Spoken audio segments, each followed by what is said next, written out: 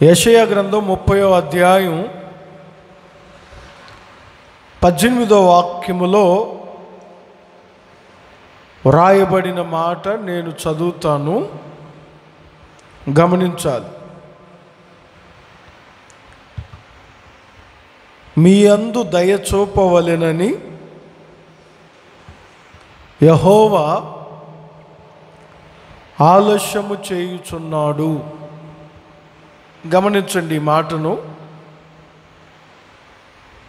మీ యందు దయ చూపవలెనని యెహోవా ఆలస్యము చేయుచున్నాడు. ఇక్కడ ఒక మాట నేను మీతో చెప్పాలనుకుంటున్నాను. దేవుడు ఆలస్యము చేయుచున్నట్లు మనం ఇక్కడ గమనిస్తాం. కొన్నిసార్లు ఉద్యోగానికి ఆలస్యమైందనుకో, దానికి తగ్గ పనిష్మెంట్ను మనం అనుభవిస్తాం. పరీక్షకు ఆలస్యమైందనుకోండి, అధికారులు పరీక్ష హాల్లోకి అలో చేయరు. ఆలస్యం ద్వారా లోకంలో చాలా నష్టాలు ఎదురైనట్లు మనం గమనిస్తాం. కొన్నిసార్లు ఆలస్యం ద్వారానే చాలాసార్లు మన జీవితాల్లో నష్టాలు ఎదుర్కొన్నట్లు మనకు అర్థమవుతుంది. అయితే ఇక్కడ దేవుడే ఆలస్యము చేయుచున్నాడు అనే మాటను గమనించండి. దేవుని ప్రియులారా, ఈ మాట కొంచెం మనకు ఆశ్చర్యాన్ని కలిగిస్తుంది. దేవుడు ఆలస్యం చేయటం ఏంటి? మొరపెట్టినప్పుడు సమీపముగా ఉండే దేవుడు కదా. ఆయన గురించి ఒక చోట రాయబడిన మాట, ఆయన త్వరగా న్యాయము తీర్చు దేవుడు కదా.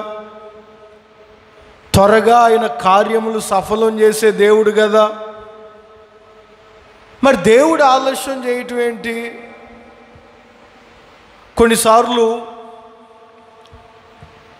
ప్రార్థనా మందిరానికి వచ్చి మనం ప్రార్థన చేసుకుంటాం, మన కార్యాలు ఆలస్యం అవుతాయి.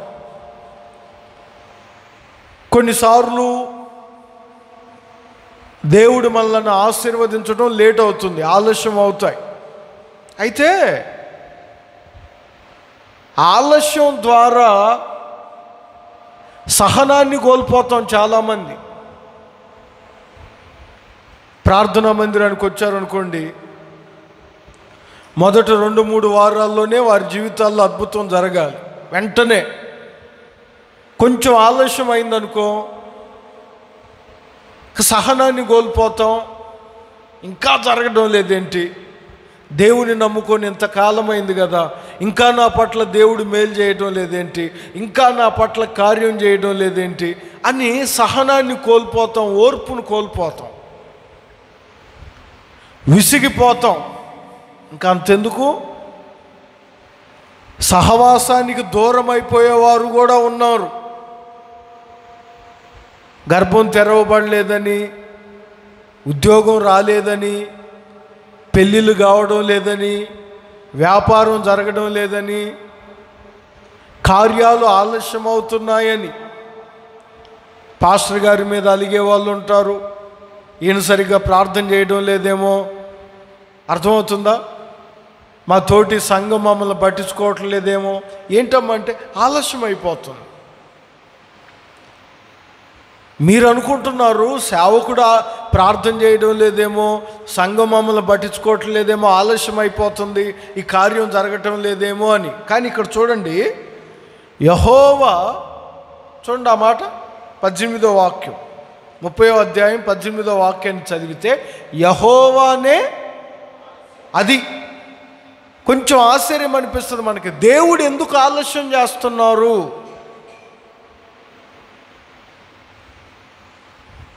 యెహోవానే ఆలస్యము చేయుచున్నారు. ఇది సేవకుని ప్రార్థనో సంఘ ప్రార్థనో ఇక అది కాదు. దేవుడే మీ పట్ల ఆలస్యము చేయుచున్నారు. ఇంకా ఉద్యోగం ఇవ్వడం లేదేంటి ప్రభువా అని నువ్వు తొందరపడుతున్నావు. ఇంకా పెళ్లి కావడం లేదేంటి ప్రభువా అని నువ్వు తొందరపడుతున్నావు. ఇంకా నేను ఇల్లు కట్టుకోవడం లేదేంటి ప్రభువా అని నువ్వు తొందరపడుతున్నావు.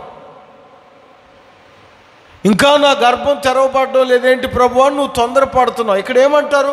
యెహోవానే, చూడండి ఆ మాట చూడండి, దేవుడే ఆలస్యము చేయుచున్నారు.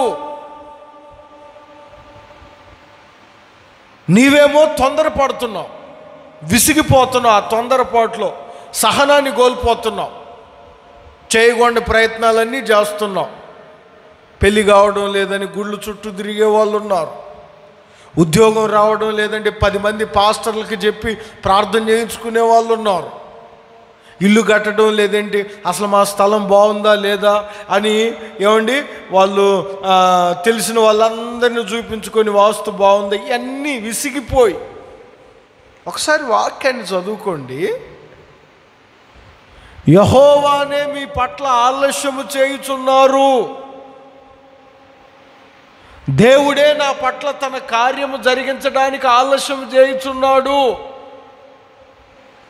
నేనేమనుకుంటున్నాను, నా మనసులో ఉన్నవి ఇంకా చేయడం లేదేంటి, ఇంకా నాకు ఒక ఉద్యోగం ఇవ్వడం లేదేంటి అంటే, వాక్యాన్ని చూడండి. ఈ 18వ వాక్యంలో యెహోవానే మీ కొరకు ఆలస్యము చేయుచున్నారు. దేవుని ప్రియులారా, కొంచెం వాక్యాన్ని గమనించండి. ఎందుకు దేవుడు నా పట్ల ఆలస్యము చేయుచున్నారు తన కార్యమును చేయుటకు అని నన్ను నేను ప్రశ్నించుకున్నప్పుడు బైబిల్లో కొన్ని మాటలను దేవుడు నాకు చూపించాడు. 3 విషయాలు నేను మీతో చెప్తాను క్లుప్తంగానే. శ్రేష్టమైనది నీకు ఇవ్వడానికి దేవుడు ఆలస్యము చేయుచున్నారు. ఆమేన్ చెప్పండి. మొట్టమొదటిగా, శ్రేష్టమైనది నీకు ఇవ్వడానికి దేవుడు ఆలస్యము చేయుచున్నారు. శ్రేష్టమైనవి నీకు ఇవ్వాలని. అబ్రహాము జీవితంలో నేను చదువుతున్నప్పుడు ఆదికాండం 12వ అధ్యాయం పరిశుద్ధ గ్రంథములో గమనించాలి మీరు. ఆదికాండం 12వ అధ్యాయం 7వ వాక్యమును చదివితే అక్కడ ఒక మాట రాయబడి ఉంటుంది. అబ్రహామునకు ప్రత్యక్షమై నీ సంతానమునకు ఈ దేశమిచ్చెదను అని చెప్పెను. గమనించాలి ఈ మాట. అబ్రహాముకి ఏ వయసులో ఈ మాట చెప్పారో తెలుసండి?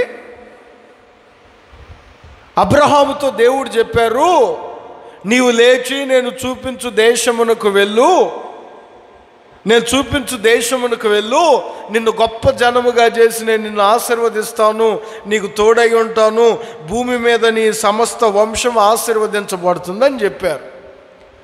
అబ్రహాము ప్రయాణాన్ని ప్రారంభించినప్పుడు తన వయసు 75 సంవత్సరాలు. గుర్తుపెట్టుకోవాలి ఈ మాట.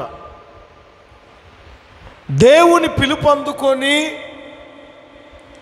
అబ్రహాము ప్రయాణం ప్రారంభించినప్పుడు అబ్రహాము వయసు ఎంత? 75 సంవత్సరాలు. 4వ వాక్యం చదివితే అక్కడ ఉంటుంది. 12వ అధ్యాయం 4వ వాక్యం. అబ్రహాము బయలుదేరినప్పుడు 75 సంవత్సరాలు. గమనించాలి ఈ మాట. 75 సంవత్సరాలప్పుడు నేను నీకు సంతానం ఇస్తాను అని అబ్రహాముతో దేవుడు చెప్పారు. 7వ వాక్యంలో మీరు చదివారు ఇందాక. దేవుని ప్రియులారా, ఈ 75 సంవత్సరాల ప్రయాణాన్ని ప్రారంభించిన అబ్రహాము జీవితంలో కొంచెం అబ్రహాము తొందరపడినట్లు బైబిల్లో రాయబడి ఉంది. కానీ దేవుడు ఆలస్యం చేస్తూనే ఉన్నారు. అబ్రహాం అంటారు, ఇప్పటికి 80 వచ్చాయి, ఇంకెప్పుడు దేవుడు ఇస్తారు? 90 వచ్చాయి, ఇంకెప్పుడు దేవుడు ఇస్తారు? ఇలా సంవత్సరం సంవత్సరం సంవత్సరం సంవత్సరం సంవత్సరం సంవత్సరం దేవుడిచ్చే ఆ బహుమానం కొరకు, దేవుడిచ్చే ఆ గర్భఫలం కొరకు ఎదురు చూస్తూనే ఉన్నాడు. కానీ ఆలస్యం అవుతూనే ఉంది, ఆలస్యం అవుతూనే ఉంది. దేవుని ఉద్దేశం ఏమిటంటే అబ్రహాము పట్ల దేవుడు శ్రేష్టమైనది ఇవ్వాలని. కానీ మనుషులుగా మనకు తొందర ఎక్కువ కదా, వెంటనే ఇంకా అమ్మో ఏంటి ఆలస్యమైపోతుంది, ఆలస్యమైపోతుంది, ఉద్యోగం రాలేదు, వయసు అయిపోతుంది, ఇంకా పెళ్లి జరగలేదు, 60 సంవత్సరాలు 50 సంవత్సరాలు వచ్చి ఇంకా ఇల్లు కట్టుకోలేకపోతున్నాను, ఆలస్యమైపోతుంది, సేవకులే వాగ్దానాలు చేస్తున్నారు, దేవుడు మీ పక్షాన ఉంటారని ఇంకా జరగడం లేదేంటి, ఇంకా జరగడం లేదని దేవుని కొరకు ఎదురు చూడకుండా కొంచెం తొందరపడ్డాడు అబ్రహాం. ఆ తొందరపాటుకు గుర్తుగా ఏమండి ఇష్మాయేలు వచ్చారు. 16వ అధ్యాయంలో చూడండి, 11వ వాక్యం 12వ వాక్యం. మరియు యెహోవా దూత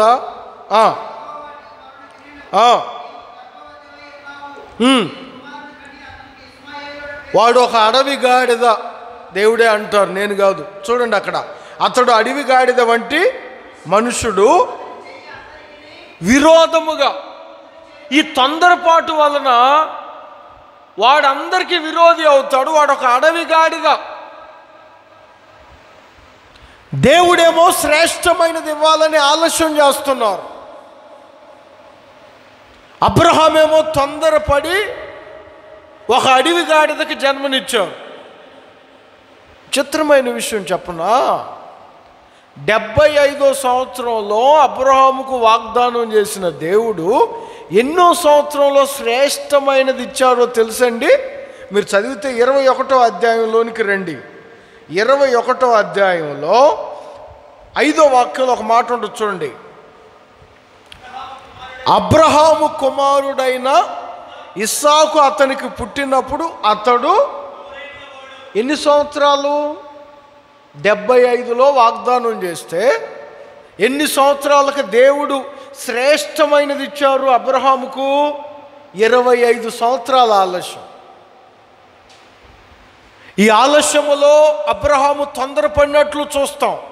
ఈ తొందరపాటు వల్ల అబ్రహాముకి ఏమైనా ఉపయోగం కలిగిందా అంటే లేదు. అడవి గాడిదగా అతని చేతులు అందరికీ విరోధం అవుతాయి. కానీ దేవుడు అనుకున్న శ్రేష్టమైనది ఇవ్వక మానలేదు. ప్రియులారా, కొన్నిసార్లు మనకు అనిపిస్తుంది ఇంకా ఆలస్యమైపోతుంది. గుర్తుపెట్టుకోండి, దేవుని బిడ్డలకు దేవుడే శ్రేష్టమైనది ఇవ్వడానికి ఆలస్యం చేస్తున్నాడు. చెప్పండి ఆమేనని. విశ్వసించిన వారందరూ గట్టిగా చెప్పండి. దేవుడు శ్రేష్టమైనదే ఇస్తారు. ఇస్మాయేలును అడవి గాడిద అన్నావు, ఇస్సాకును శ్రేష్టమైన వ్యక్తి అని ఎలా అంటున్నావు అంటే 22వ అధ్యాయంలో ఇస్సాకు ఎంత శ్రేష్టమైన వాడో బైబిల్ చెప్తుంది. 22వ అధ్యాయం ఆ చరిత్ర అంతా మీరు చదువుకోండి. మొదటి వాక్యం నుంచి కొన్ని మాటలు. తన తండ్రితో పాటు బలిపీఠం మీదకి వెళ్తున్నాడు. 9వ వాక్యంలో ఉంటుంది, అలాగూ వారిద్దరూ కూడి వెళ్ళి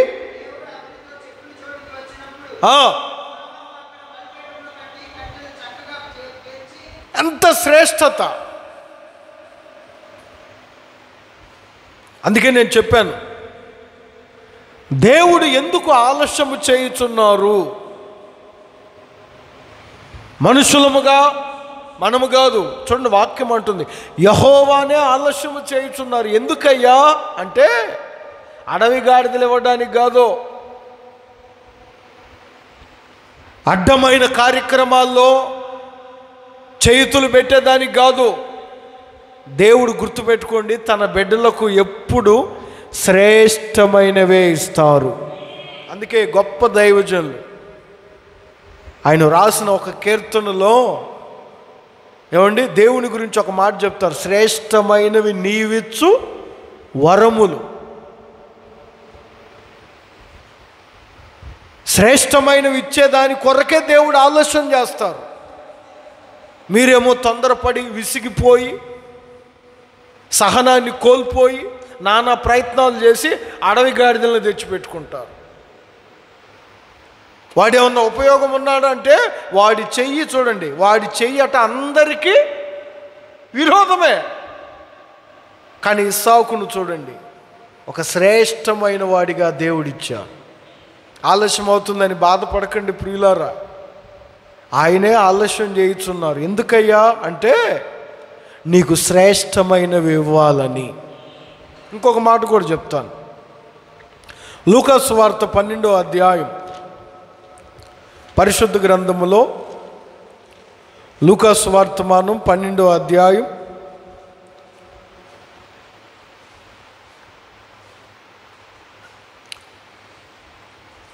ఇక్కడ ఒక ఉపమానాన్ని చెప్పారు, గమనించాలి. ఒక దాసుణ్ణి ఒక ఇంట్లో నియమించారు యజమానుడు. ఎందుకు అంటే ఆహారం పెట్టుటకు తన ఇంటి వారి మీద ఒక నమ్మకమైన గృహ నిర్వాహకుడిని నియమించారు యజమానుడు. యజమానుడు రావడం కొంచెం ఆలస్యమైంది. వస్తానన్న సమయానికి రాలా. నేను వచ్చేంతవరకు నా ఇంట్లో కనిపెట్టుకొని నా పిల్లలకు ఆహారం పెట్టు, నా ఇంటిని చక్కగా చూసుకో, నీకు ఎంత కావాలంటే అంత డబ్బులు ఇస్తాను అని ఒక నమ్మకస్తుని నియమించారు. చెప్పిన సమయానికి యజమానుడు రాలా. గమనించాలి ఈ మాట. 45వ వాక్యం చదివితే లూకా సువార్త 12వ అధ్యాయం 45వ వాక్యంలో ఇప్పుడు ఆ దాసుడు ఏమనుకుంటున్నాడు? నా యజమానుడు ఆలస్యం చేయుచున్నాడు. ఇంకొక 2 రోజులు నీ నమ్మకత్వాన్ని కాపాడుకుంటే నీ సొమ్మేం పోయింది? ఎరా కొంచెం ఆలస్యం అవుతుంది దేవుని కార్యం, దేవుని అద్భుతం కొంచెం ఆలస్యం అవుతుంది. దేవుడు నీ పట్ల చేస్తానన్న మేలు, దేవుడు నీ పట్ల చెప్పిన మాట, దేవుడు నీ పట్ల చేసిన వాగ్దానం కొంచెం ఆలస్యం అవుతుంది. ఈలోపే నీ నమ్మకత్వాన్ని కోల్పోతే ఎలా? నీ నమ్మకత్వాన్ని కాపాడుకోవచ్చు కదా. అలా చేయలేదు. యజమానుడు వచ్చుట ఆలస్యం అవుతుందని తన మనసులో అనుకొని తన దాసులను కొట్టి తిని త్రాగి మత్తుడై ఉంటున్నాడు. ప్రియులారా, ఈ వాక్యాన్ని గమనించండి. దేవుడు ఎందుకు నీ పట్ల ఆలస్యం చేయుచున్నాడంటే గుర్తుపెట్టుకోండి, నీ నమ్మకత్వాన్ని పరీక్షించుటకు. కొంచెం ఆలస్యం చేద్దాం, కొంచెం వ్యాపారాన్ని ఆలస్యం చేద్దాం, కొంచెం పిల్లల్ని ఇవ్వడం ఆలస్యం చేద్దాం, కొంచెం ఉద్యోగాన్ని ఇవ్వడం ఆలస్యం చేద్దాం, కొంచెం వివాహం జరగడం ఆలస్యం చేద్దాం. ఎందుకు దేవుడు ఆలస్యం చేస్తున్నారు? నీ నమ్మకత్వాన్ని పరీక్షించుటకు. ఈలోపే నీ నమ్మకత్వాన్ని కోల్పోతే ఎలా? నా పట్ల దేవుడు ఆలస్యం చేస్తున్నారు, నేను ఇంకా నమ్మకంగా ఉందాం. ఒకరోజు నమ్మకంగా ఉంటే? యజమానుడు రావడం ఆలస్యమైంది, నీకు అప్పగించిన పనిలో నీవు నమ్మకంగా ఉంటే ఈలోపే నీ నమ్మకత్వాన్ని కోల్పోయి లోకానుసారమైన జీవితంలోకి వెళ్ళిపోతావా? సౌలు జీవితం అదే కదా పతనమైంది. ప్రవక్త అయిన సమూయేలు చనిపోయారు. దేవుడు ఎవరి ద్వారా సమూయేలుతో మాట్లాడడం లేదు. ఇంకొక రోజు వెయిట్ చేయి. ఆ రోజుల్లో మాట్లాడిన దేవుడు ఈ రోజులో మాట్లాడతాడు కదా. నీ లోపాన్ని తీసివేసుకో, ఇంకొకసారి ప్రయత్నించు. ఈ లోపులోనే మారువేషం వేసుకొని ముసుగు కప్పుకొని అర్ధరాత్రి వేళ లోకానుసారమైన లోక సాంప్రదాయాలు చేసే మనిషి దగ్గరికి వెళ్ళి లోక పద్ధతులు పాటించి ఆమె దగ్గర కూర్చొని ఆమె వేసిన ముగ్గులో కూర్చొని జాతకాలు చెప్పించుకుంటావా? ఇందుకే కదా నీ జీవితం పతనమైంది. దేవుడు ఆలస్యం చేస్తున్నారు. నీ నమ్మకత్వాన్ని పరీక్షించుటకే. గుర్తుపెట్టుకోండి. యేసయ్య ఎందుకు ఆలస్యం చేయుచున్నారు? ఆలస్యం అవుతుంది కదని ఇప్పటి వరకు నువ్వు పరిచర్యలో ఉన్న నమ్మకత్వాన్ని, సహవాసంలో ఉన్న నమ్మకత్వాన్ని, సంఘములో ఉన్న నమ్మకత్వాన్ని కోల్పోతావా? నీ అంత భ్రష్టుడు ఇంకొకడు లేడు. నమ్మకత్వాన్ని కోల్పోకూడదు. చూడండి, ఆ దాసుడు ఏమనుకుంటున్నాడు? నా యజమానుడు ఆలస్యం అయితే ఇంకొక రోజు పెట్టరా, జీతం ఇస్తాడు, ఇంకొక రోజు చెయ్యి. ఇన్ని సంవత్సరాలు మందిరంలో బాగానే కష్టపడ్డావు కదా, దేవుడు నీకు ఇచ్చిన ఈ కుటుంబంలో నమ్మకంగా ఉన్నావు కదా, ఇంకొక రోజు ఉండు. లేదండి, ఆలస్యం అవుతుంది. ఆలస్యం అవుతుందని తినడానికి, త్రాగడానికి, ఇహలోక సంబంధమైన ఆచారాల వైపు వెళ్తావా? దేవుడే ఆలస్యం చేయుచున్నారు. ఎందుకో తెలుసా? నీ నమ్మకత్వాన్ని పరీక్షించుటకు. నువ్వు ఎంత నమ్మకంగా నిలబడతావో. కొందరు ఉద్యోగం రావట్లేదని లంచాలు కడుతుంటారు. లంచాలు కట్టి ఉద్యోగాన్ని తెచ్చుకుంటుంటారు. నమ్మకత్వాన్ని కోల్పోవటమే కదా దేవుని బిడ్డలు.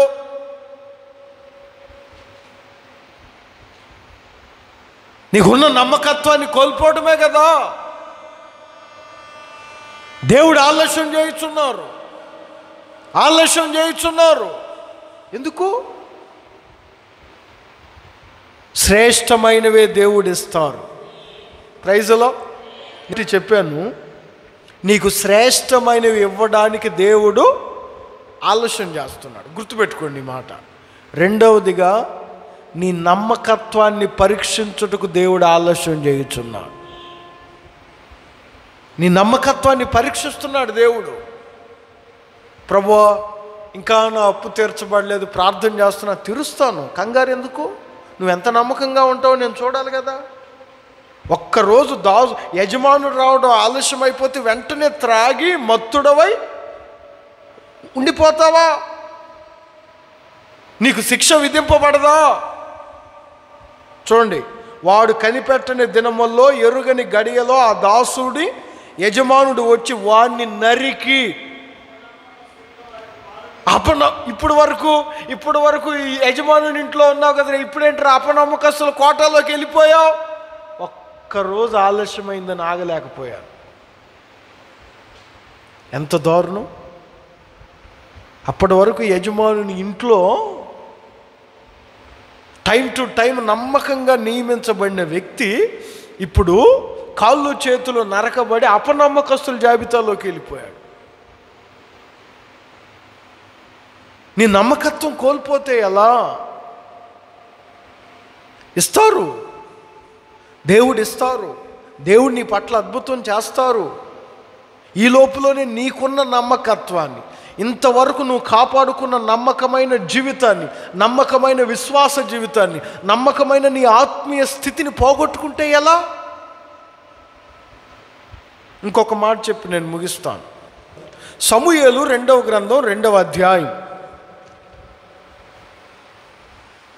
పరిశుద్ధ గ్రంథములో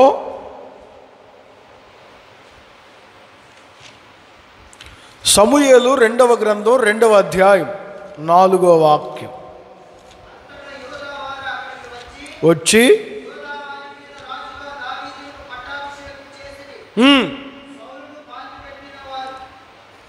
గమనించాలి, కొంచెం చాలా బాగుంటుంది ఈ మాట. అంతటా యూదావారు అక్కడికి వచ్చి యూదావారి మీద రాజుగా దావీదును పట్టాభిషేకం చేశారు. ఓకే, తల్లపైకి లేపి నా మాటను వినాలి. అసలు దావీదును రాజుగా ఎన్నుకున్నది ఎప్పుడో తెలుసా మీకు? దావీదును రాజుగా, ఇదిగో నీవు ఇశ్రాయేలీయులకు రాజుగా నియమించబడుతున్నావని ఎన్నుకున్నది ఎప్పుడో తెలుసా? సమూయేలు మొదటి గ్రంథంలోనికి మీరు వస్తే, సమూయేలు మొదటి గ్రంథంలో ఎన్నో అధ్యాయం? సమూయేలు మొదటి గ్రంథం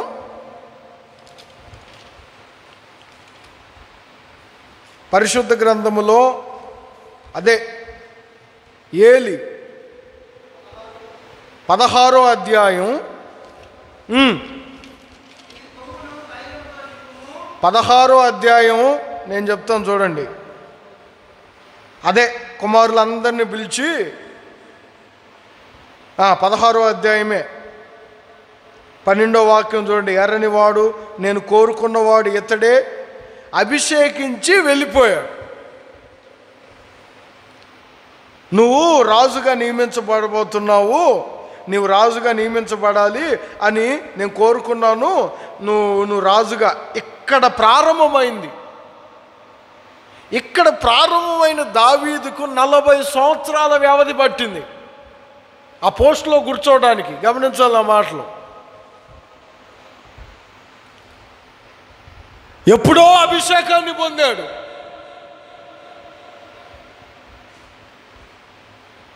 అభిషేకాన్ని పొందిన ఆ రోజు నుంచి రాజుగా పట్టాభిషేకం పొందడానికి మధ్యలో 40 years పట్టింది, 40 సంవత్సరాలు. ఈ 40 సంవత్సరాల్లో తనను అభిషేకించిన ప్రవక్త చనిపోయాడు. ఈ 40 సంవత్సరాల్లో సౌలు చనిపోయాడు. ఇంత ఆలస్యం ఎందుకైంది? దేవుడే ఎందుకు ఆలస్యం చేశారు? హడావుడిగా వెళ్ళి తైలపు కొమ్మును తీసుకొని అభిషేకించమని చెప్పారు కదా సమూయేలుకు.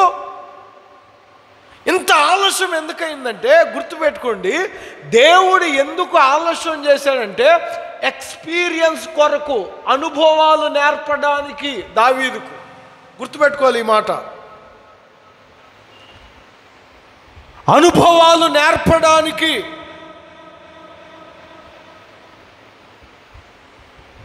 అనుభవాలు నేర్పించడానికే దేవుడు మనకు ఆలస్యం చేసేది. ఈ ఆలస్యం ద్వారా ఒక్కొక్క అనుభవాన్ని మనం నేర్చుకుంటాం. దావీదు అలానే నేర్చుకున్నారు.